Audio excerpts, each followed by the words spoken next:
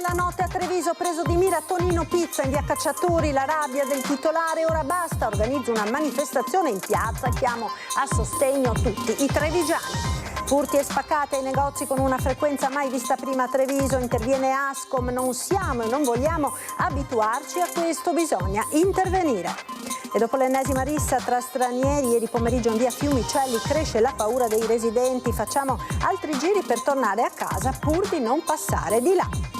Paura questa mattina a Monastiere per un incendio nella cucina di un'abitazione, l'intervento dei pompieri impedisce l'estensione del rogo ma i danni sono ingenti, appartamento inagibile. Ancora una giornata di attesa al Lido di Venezia con la speranza che la liberazione di Alberto Trentini si avvicini il suo nome nella lista dei prigionieri da liberare.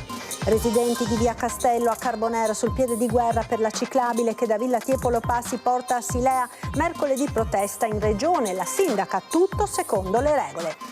Sport, rugby, successo da record per il Benetton che si qualifica con un turno di anticipo per gli ottavi di finale della Coppa Europea, demolendo i Dragons gallesi.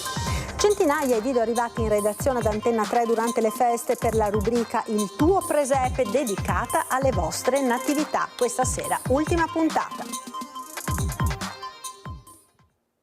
Buonasera e ben ritrovati con l'edizione di Treviso dei nostri telegiornali. In primo piano la cronaca, l'avete sentito, con l'ennesima spaccata verificatasi in città nella notte. A farne le spese questa volta la nota insegna di Tonino Pizza in viale Cacciatori, porta sfasciata a martellate per pochi spiccioli. Il titolare è furibondo, voglio organizzare una manifestazione di piazza, dice. Allora, questa notte a luna di notte una persona incappucciata è arrivato al nostro negozio con un martello e ha ributtato giù per la seconda volta la vetrata del nostro negozio. Io sono stanco e non volevo neanche andare a fare la denuncia perché ormai lo Stato italiano non esiste, ma l'assicurazione mi ha detto di farla. Io voglio organizzare una manifestazione di piazza. È arrivato all'1:30, armato di martello, incurante delle telecamere che lo riprendevano e anche del richiamo da parte di un dipendente che abita di fronte, che ha sentito i colpi e lo ha redarguito animatamente prima di chiamare le forze dell'ordine. Il ladro, che ha spaccato la porta e causato ingenti danni ad Antonio Matruda, titolare di Tonino Pizza, è evidentemente in disprezzo totale delle conseguenze. Questo è proprio la prova che loro non hanno paura, perché sanno che nessuno gli fa nulla. Se no davanti a uno che gli urla dietro sarebbe scappato, perché invece niente, lui ha voluto continuare a buttare giù la vetrata perché è sicuro che anche se viene preso nessuno gli fa nulla. Questo è quello che deve cambiare.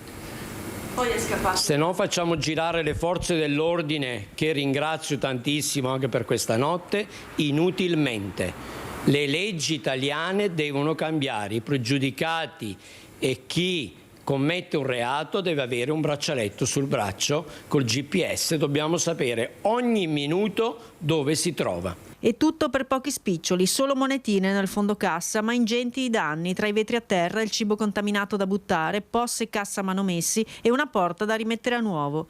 10 mesi fa invece il furto gli costò 18.000 euro di danni. L'amarezza di Tonino è palpabile, non voleva nemmeno fare la denuncia che invece farà per avere un risarcimento dall'assicurazione, ma ora pianifica una mobilitazione generale. Voglio che le associazioni, Confcommercio, Confartigianato, Confesercenti, Confindustria, tutte le associazioni mi diano una mano per portare il popolo in piazza.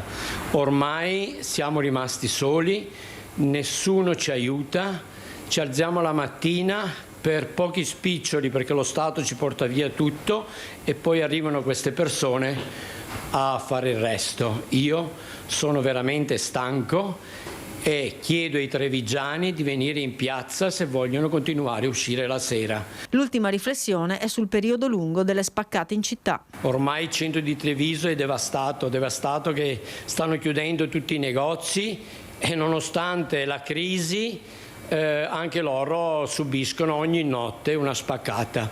Ormai sono mesi, sono 10 mesi, hanno incominciato 10 mesi fa con la prima spaccata da me e in 10 mesi non è stato fatto nulla, nulla di nulla. Ora i palazzi del potere devono tremare. C'è esasperazione dunque per questa lunga serie di furti e spaccate ai danni di negozi con episodi ormai quotidiani. Interviene a Ascom Confcommercio il presidente Capraro. Mai vissuta una frequenza così, non siamo abituati e non vogliamo abituarci a questo. Facciamo fatica a capire, ecco, come questa frequenza stia aumentando così velocemente. Furti e spaccate ai danni di attività commerciali di Treviso in centro storico, come nei quartieri. Nelle ultime settimane una lunga serie di colpi in negozi, bar, botteghe che non ha precedenti nella storia di Treviso e cresce la preoccupazione del mondo del commercio. Furti che nella maggior parte dei casi fruttano magri bottini ma causano danni significativi alle attività, tra porte scassinate, vetrine infrante, casse divelte, oltre che a danneggiare l'immagine della città ed alimentare l'insicurezza di chi vive e frequenta Treviso. Questa degenerazione porta anche ad una esasperazione, no, da parte di chi si trova appunto a dover poi gestire una situazione con questi disagi, con questi danni che, ripeto, sono molto superiori rispetto al risultato e sono dei danni diretti a queste attività, ma ci sono dei danni diretti anche a tutte le altre e anche alla comunità. Segnali preoccupanti di un crescente disagio sociale, secondo il presidente del mandamento di Treviso di Ascom Confcommercio, che non vanno sottovalutati ed affrontati con maggiori presidi delle forze dell'ordine, più videosorveglianza, ma anche in termini preventivi, con iniziative positive per riappropriarsi degli spazi cittadini. Noi non siamo abituati e non vogliamo neanche abituarci a un cambiamento che non ci appartiene e quindi dobbiamo condividere, ripeto, con le amministrazioni, con le forze dell'ordine delle azioni che devono essere probabilmente molto più di prevenzione e come dicevo probabilmente molto più di interpretazione di disagi sociali che ci sono e sono più frequenti di quello che pensiamo. Ed ancora sulla sicurezza in città, all'indomani della rissa in via Fiumicelli tra 15 ragazzi di origine egiziana, siamo andati ad ascoltare come si sentono i residenti della zona tra paura e preoccupazione. Questa zona è diventata un po' pericolosa, nel senso che, sì vabbè, adesso ancora di più perché camminare, io specialmente sono una donna, mi fa un po' paura. Una volta passavo per andare a casa di mio fratello, adesso non passo più. Se devo fare il giro, faccio il giro davanti al Corso del Popolo, faccio il giro di là. Questa zona da anni che è frequentata da persone poco raccomandabili. L'ennesima lite tra 14 giovani in via Fiumicelli, tutti identificati e denunciati, lascia nei residenti la sensazione di insicurezza nel passaggio di una delle vie più centrali della città, in un quadrante che fra poco sarà letteralmente trasformato dai lavori che riqualificheranno il Palazzo della Borsa, i giardini di Sant'Andrea e anche la stessa via, dove si affacciano case storiche, dove tra un graffito e l'altro si può scorgere la bellezza degli affreschi che furono. La signora Marta viene da Rio de Janeiro, ma vive qui da moltissimi anni e alla sera ha paura. Alla sera, tardi sera sì, un po' di paura sì, di fatto io lo chiamo sempre qualcuno quando devo uscire, mi accompagnare a casa, anche della scuola, quando finisco ho richiesto anche aiuto a scuola proprio di qualcuno di portarmi a casa tardi, sì, dalla notte sì. Ma non tutto è da buttare, come spiega la stessa residente. Una volta era peggio, c'era dei momenti molto peggio, sì. Però mi ha raccontato che quando vede questi ragazzi lei cambia strada. Io cambio le strade, sì, alla volta le cambio di strada e non ce la faccio vedere, seguo per un'altra via. Una questione difficile da risolvere, stavolta non si tratta di baby gang ma di giovani adulti e anche la politica si interroga sul da farsi. Al di là delle forze dell'ordine forse la presenza di persone, anche di operatori di strada che siano lì fissi come punto, un paio magari soprattutto il sabato e la domenica che mi pare siano i giorni più difficili, sia veramente importante perché anch'io lo frequento quel posto, lavoro là vicino ed effettivamente se vedo un assembramento di ragazzi mi viene da allontanarmi. A livello personale la sensazione rimane di insicurezza. Io se è sera tarda sera, se esco dal lavoro e ho bisogno di fare la spesa, non lo faccio più lì, perché mi è capitato anche a me di vedere delle persone, qualche assembramento di ragazzi, ed effettivamente, anche se non dovrei aver paura, anzi dovrei dare anche un esempio come rappresentante cittadino, un po' di paura ce l'ho. C'è troppa violenza in giro per il mondo e c'è troppa violenza anche in città. Bisogna veramente fare un ragionamento serio di tutte le forze politiche a prescindere dal colore. Attimi di paura questa mattina verso le 11 a Monastier per un incendio in un'abitazione in via Barbaran. Le fiamme hanno avuto origine in cucina e solo il tempestivo intervento dei vigili del fuoco arrivati dal distaccamento di Motta ha impedito che il rogo si estendesse al resto della casa. Nonostante questo, i danni all'abitazione provocati da fuoco e fumo, oltre che dall'acqua usata per spegnere l'incendio, sono ingenti. L'appartamento è stato dichiarato inagibile. Ha perso il controllo della sua auto, una Fiat 500 in via Groppa, Montebelluna. La macchina è uscita di strada e si è capovolta. L'incidente ieri sera, poco dopo le 11, a dare l'allarme alcuni automobilisti di passaggio che hanno chiamato i soccorsi. Sul posto i vigili del fuoco di Montebelluna che hanno estratto la conducente dalle lamiere dell'auto. Si tratta di una donna di 62 anni che è stata presa in cura dai sanitari del 118 e portata all'ospedale di Montebelluna. Per fortuna le sue condizioni non sono gravi. Sul posto anche i carabinieri di Montebelluna per i rilievi del caso. Ancora da chiarire le cause dell'incidente, dovuto forse ad un malore improvviso da parte della donna. E furto questa notte all'interno del distributore di carburante IP in via Borgo Treviso 126 a Castelfranco, spariti computer e soldi dalla cassa, oltre a numerosi danni. Ma al ladro è andata male, perché oltre a essere stato ripreso dalle telecamere della stazione di servizio, ha perso anche un mazzo di chiavi. Nel frattempo che si indaga, scrivono i gestori del distributore sui social, saremo riconoscenti a chiunque può darci informazioni utili. Magari il portachiavi potrebbe essere decisivo proprio per riuscire ad individuare l'autore del furto. Ed ora cambiamo pagina, torniamo a Venezia, al Lido di Venezia, dove è stata ancora una giornata oggi di grande attesa a casa Trentini, aspettando sviluppi dal Venezuela, ma ci sono dei segnali positivi. Ci colleghiamo quindi con Lorenzo Maier.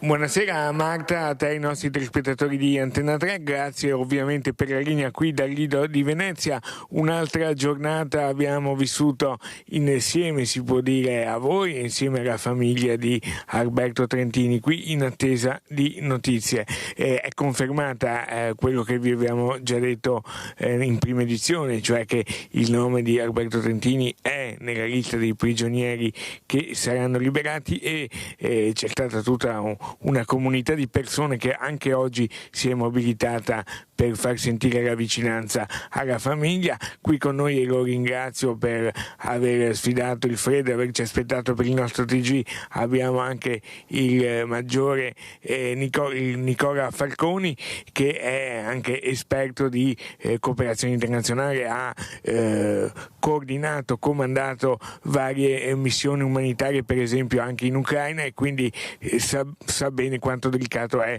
questo lavoro. Allora, chiediamo al dottor Falconi intanto un pensiero per Alberto Trentini e la sua famiglia, come vede queste ore. Ovviamente sono anche come veneziano particolarmente vicino ad Alberto Trentini, il nostro concittadino e cooperante, che è finito nella maglia ovviamente pericolosissima dell'ex governo Maduro, dove venivano sistematicamente, con vari pretesti, sequestrati dei cittadini non solo italiani ma anche di altre nazioni, come sostanzialmente arma di ricatto.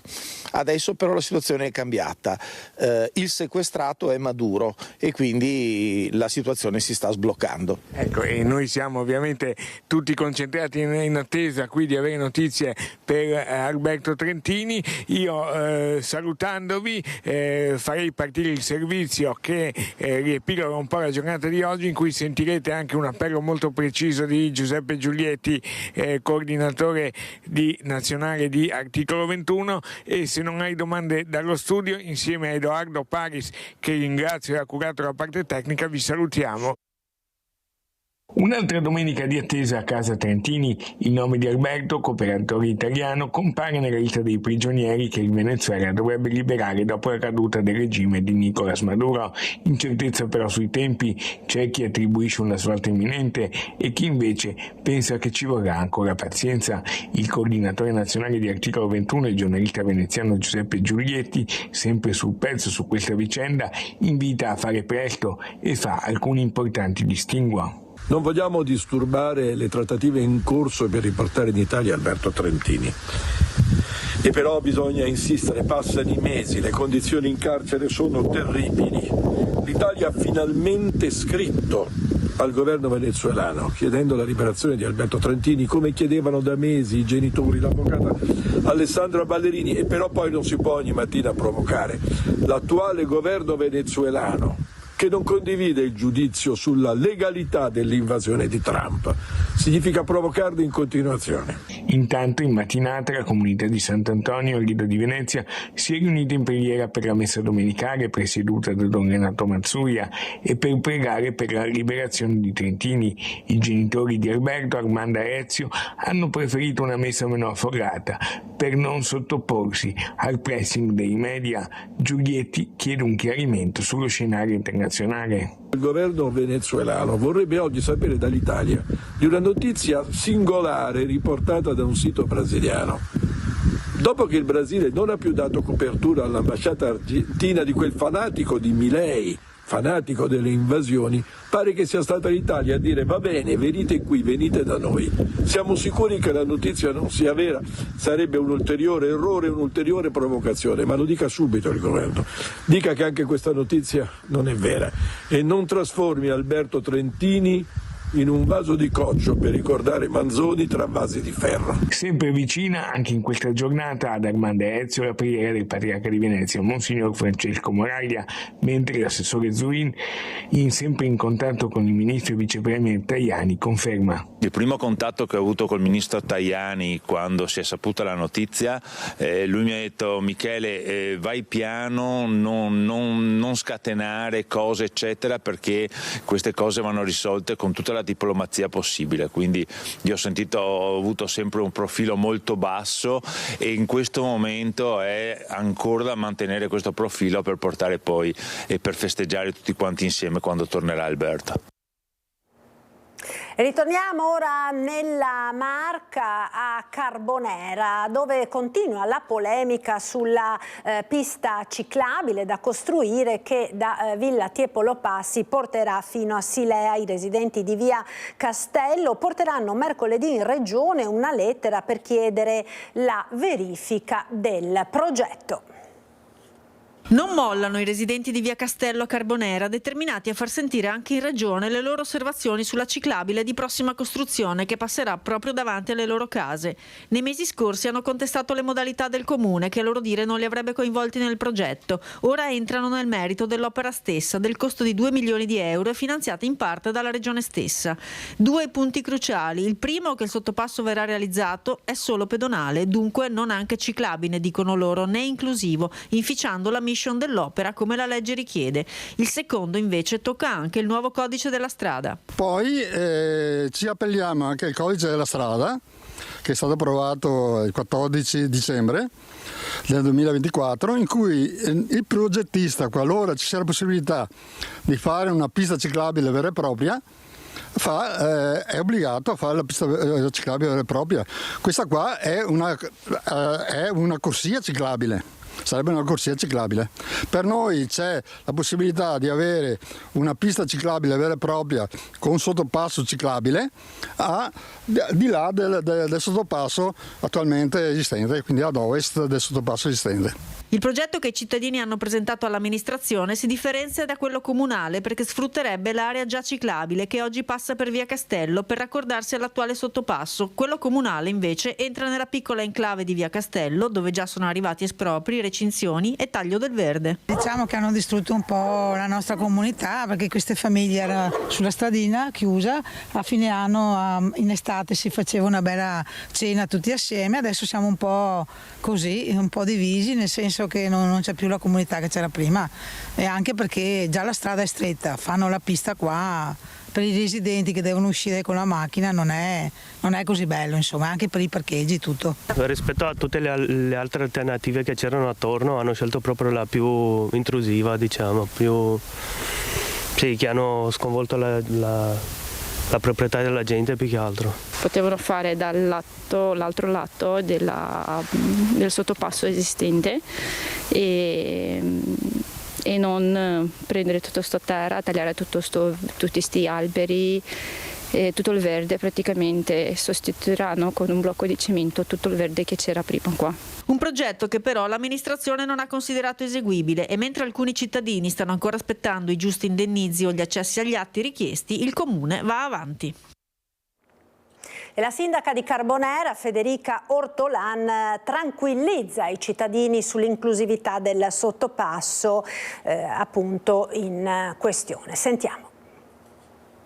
Il progetto prevede un sottopasso ciclopedonale, si dice cicli a mano perché le rampe comunque non hanno una dimensione tale per poter diciamo, consentire il doppio passaggio dei veicoli, però in realtà saranno possibili, praticabili anche in sella alla bicicletta. Saranno rampe con una pendenza tale che saranno anche a norma per i disabili, quindi mamme con i passeggini o persone in carrozzina potranno tranquillamente praticare il sottopasso che potrà avere anche delle migliorie in corso di realizzazione perché appunto con Ferrovie dello Stato stiamo verificando anche la disponibilità di ulteriori spazi per realizzarlo in modo più comodo e magari anche un po' più diciamo consentendo meglio il transito dei veicoli e lo stazionamento nelle piazzole di interscambio delle rampe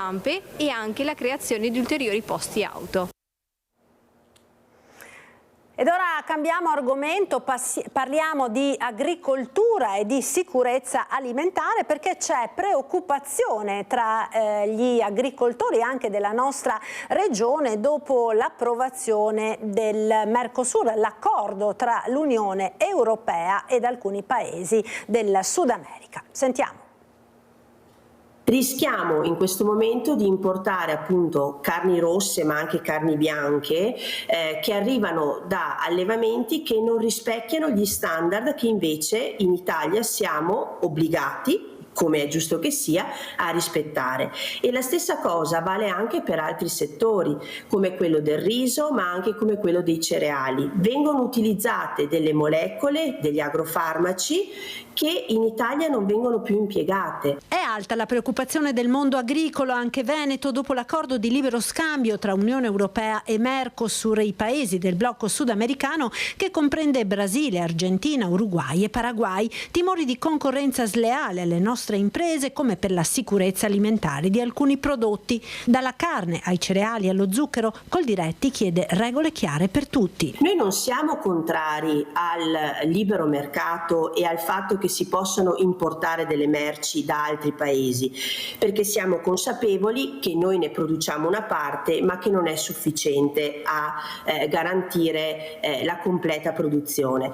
Quello che chiediamo però è che le regole valgano per tutti, quelle che noi dobbiamo rispettare in Italia devono valere anche per gli altri paesi, anche perché solo il 3% dei prodotti agroalimentari che arriva in Europa viene controllato. E questo è un grave problema perché molti di questi prodotti appunto non rispettano i minimi standard anche dal punto di vista di sicurezza alimentare. Ed ora ci fermiamo per qualche istante di pubblicità. A tra poco.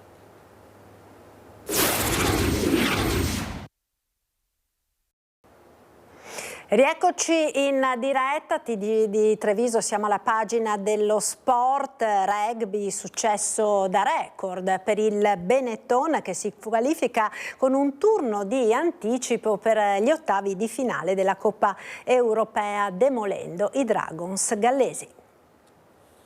L'impresa resterà a lungo negli annali del club. La vittoria per 74-21 in Challenge Cup contro i Dragons gallesi rappresenta un record storico e l'esempio di una partita perfetta, e non sminuisce il valore del successo il fatto che i gallesi probabilmente abbiano deciso di dare più importanza al campionato che alle coppe europee. Quello è un problema dei gallesi. Restano invece le 11 mete segnate e lo spettacolo offerto ai tifosi di Monigo. Ora, grazie ai 5 punti in classifica e ai concomitanti risultati delle altre squadre del girone, il Benetton si è matematicamente qualificato per la fase successiva della Challenge Cup, quella a eliminazione diretta, con un turno di anticipo e con il vantaggio di giocare in casa. Sulla partita con i gallesi c'è poco da dire, dominio assoluto in una serata in cui al Benetton è riuscito tutto. In meno di 20 minuti i leoni segnano con Izek e Rataue e si portano sul 17-0 grazie anche ai 7 punti di Umaga. Solo alla mezz'ora la reazione dei Dragons, ma poi nuovo parziale pazzesco di 29-0 per il Benetton a cavallo tra i due tempi e partita finita. Alla meta di Dyer ne seguono altre 4 dei biancoverdi per un totale di 11 marcature pesanti e 19 punti al piede di Umaga. Sabato prossimo l'ultima partita del girone in influente in Francia contro il Lione.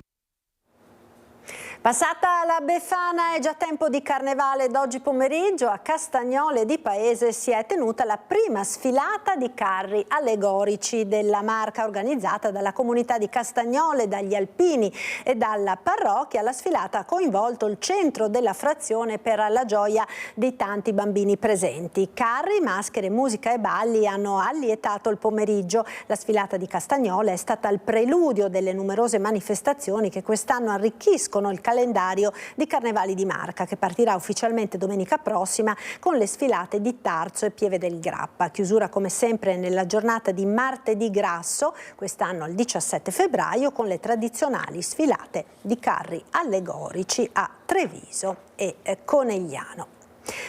Inizierà domenica prossima, 18 gennaio, la rassegna Teoria al Teatro Duse ad Asolo. 5 appuntamenti con il teatro contemporaneo dedicato soprattutto ai giovani ragazzi che il Teatro Stabile del Veneto cerca di avvicinare con biglietti a 5 euro per gli studenti universitari. Teatro che ha sempre cercato un contatto con le nuove generazioni, come ci ricorda la consueta rubrica della domenica dedicata alla nostra storia, con un servizio del 9 gennaio di 40 anni fa dove Glauco Mauri teneva una lezione agli studenti al Teatro Comunale di Treviso. Vediamo.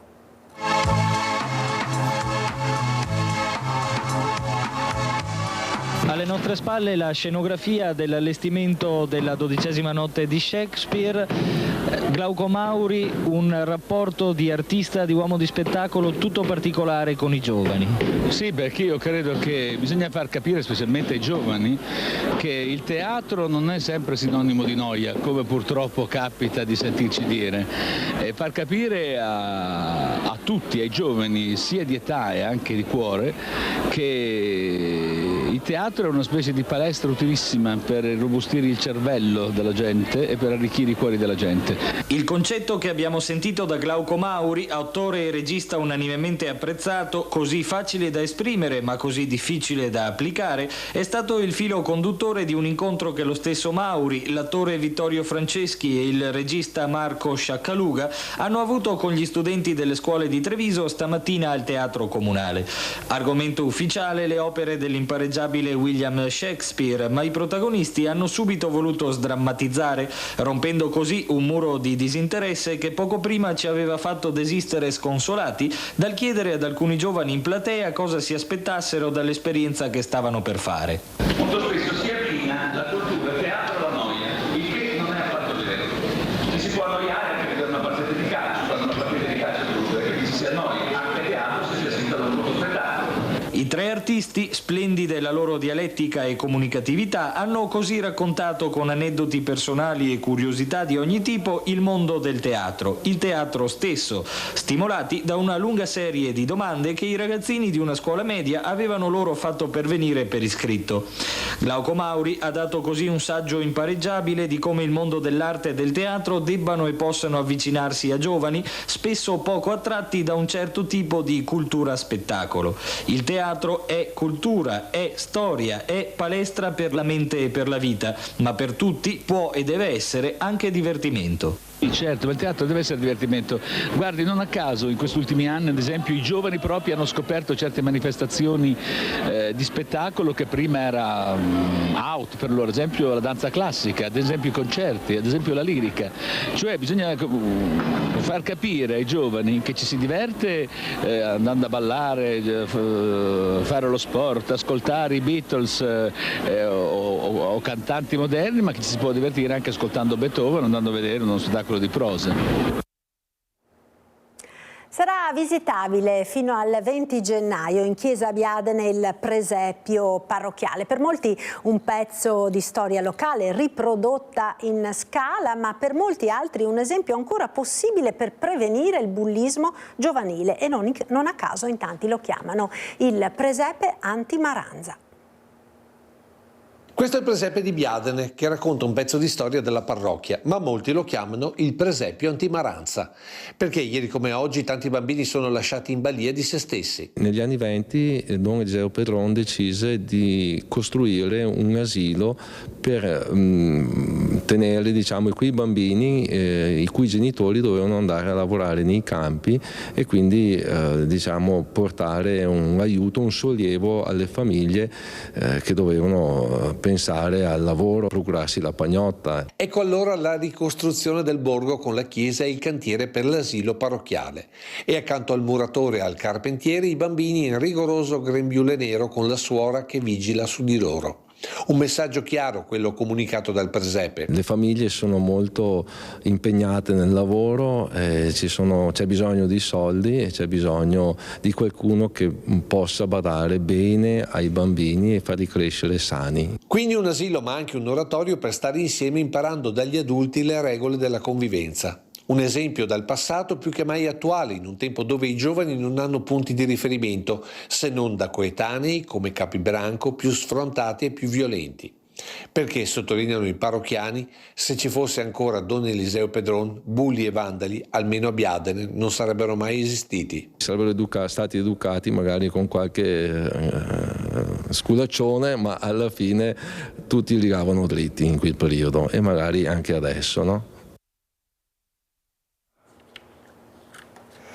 E ultimo appuntamento questa sera con la nostra rubrica Il tuo presepe. Sono centinaia le immagini, i video delle vostre natività che sono arrivati in redazione in queste settimane. Chiudiamo dunque questa sera con i presepi di Nicolas e Mauro Micheletto da Povegliano, Anita da Varago, la famiglia Pastre di Godega di Sant'Urbano, la famiglia Florian di Carbonera e poi ancora Giuseppe Zanatta di Volpago del Montello, Sonia Gallinaro di Treviso, Monica Tonon di Villorba e Alessandro Mariella, sempre da Villorba. È tutto dunque per questa edizione, grazie per essere stati con noi, vi lascio alla rubrica Il vostro presepe, arrivederci.